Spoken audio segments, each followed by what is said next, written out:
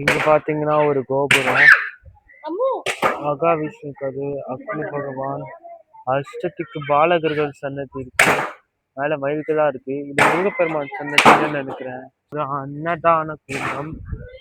இப்போ நீங்க பாத்துக்கிட்டு இருக்கிறது முருகப்பெருமான் சன்னதி. பாத்தீங்கன்னா அஷ்டதிக்கு பாலகர்களோட சிலைகள் இருக்கு.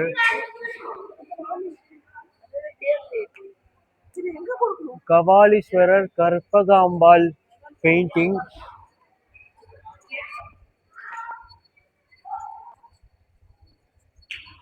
பழனியில இருக்கக்கூடிய தண்டாயுதபாணி முருகன் சிலை தான் இது. வாயலார் நாயனார் அப்படின்னு ஒருத்தரோட சன்னதி இது.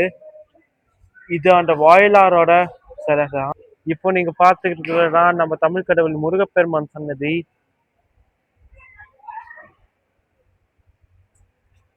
அந்த கோவில்ல அந்த சன்னதியில இருக்கிறது தான் முருகப்பெருமான் சிலை.